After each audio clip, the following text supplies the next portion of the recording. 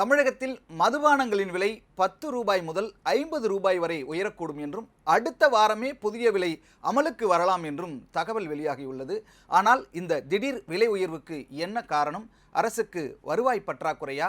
மது விற்பனையை குறைக்காமல் விலையை மட்டும் உயர்த்துவது சரியான தீர்வா என்பது குறித்து பார்க்கலாம். தமிழகத்தில் மொத்த நிதி ஆதாரத்தில் 1/3 பங்கு வருமானம் டாஸ்மாக் உள்ளிட்ட மதுக்கடைகள் மூலம் வருவதாக கூறப்படுகிறது.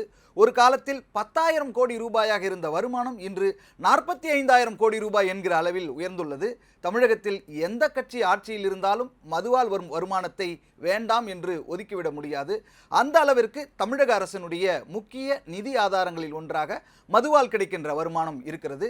தமிழ்நாட்டில்தான் என்று இல்லை, இந்தியாவினுடைய பெரும்பாலான மாநிலங்களுடைய அதிகப்படியான வருவாயாக மதுபானத்தை விற்பதால் வருகின்ற வருமானம் தான் இருக்கிறது. இப்படிப்பட்ட ஒரு நிலையில் தமிழ்நாட்டில் மதுபானங்களுடைய விலையை உயர்த்த திட்டமிடப்பட்டிருப்பதாகவும் அடுத்த வாரத்தில் புதிய விலை அமல்படுத்தப்படலாம் என்றும் தகவல் வெளியாகியுள்ளது.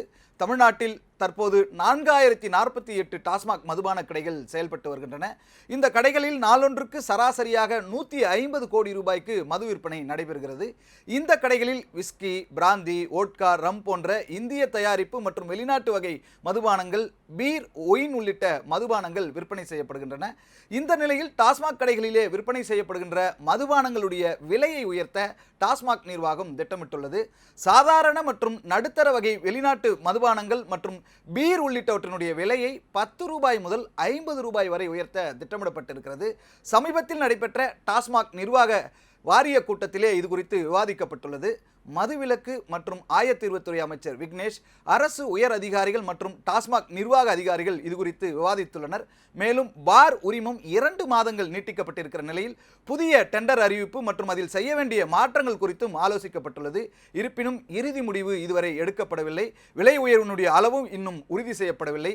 தமிழகத்தில் கடைசியாக கடந்த 2024ஆம் ஆண்டு பிப்ரவரி 1ஆம் தேதி 10 ரூபாய் முதல் 50 ரூபாய் வரை மது விலை உயர்த்தப்பட்டது குறிப்பிடத்தக்கது. தமிழகத்தில் தாவேக அரசு பொறுப்பேற்றவுடன் இந்திய தயாரிப்பு, வெளிநாட்டு மதுபானங்கள் மற்றும் பீர் தயாரிக்கின்ற நிறுவனங்களுக்கு உற்பத்தி செய்யப்படுகின்ற ஒவ்வொரு பெட்டிக்கும் கூடுதல் கட்டணம் நிர்ணயித்தது. இதனால் உற்பத்தி மற்றும் விநியோக செலவுகள் அதிகரித்துள்ளதாக கூறி மதுபான ஆலை மற்றும் பீர் உற்பத்தியாளர்கள் சில்லறை விலையை உயர்த்துமாறு அரசிடம் கோரிக்கை வைத்தார்கள். ஆனால் இதை அரசு உடனடியாக ஏற்கவில்லை என்றாலும் இந்த விவகாரம் டாஸ்மாக் நிர்வாக குழு கூட்டத்திலே விவாதிக்கப்பட்டது.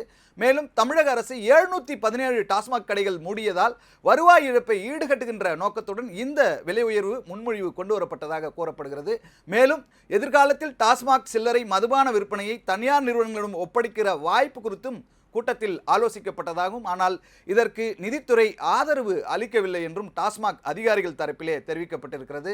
தனியாருக்கு விற்பனை உரிமை வழங்கப்பட்டால் மாநில அரசினுடைய மதுபான வருவாய் பாதிக்கப்படும் என்று நிதித்துறை தரப்பிலே முன்வைக்கப்பட்டிருக்கிறது. இந்த விலை உயர்வு குறித்து மீண்டும் உயர்மட்ட ஆலோசனையை நடத்தி அறிவிப்பு வெளியிடப்படலாம் என்றும் அடுத்த வாரத்தில் புதிய விலை அமல்படுத்தப்படலாம் என்றும் தகவல் வெளியாகியிருக்கிறது. மதுக்கடைகளுடைய நேரம் குறைக்கப்பட்ட போதிலும், மது விற்பனை கடைகள் குறைக்கப்பட்ட போதும் தமிழகத்தில் கடந்த 10 வருடங்களில் மது விற்பனை மட்டும் குறையவே இல்லை என்பது குறிப்பிடத்தக்கது. தமிழகத்தில் மதுபானங்களுடைய விலையை உயர்த்த திட்டமிடப்பட்டிருப்பதால் மது பிரியர்கள் கலக்கமடைந்துள்ளனர்.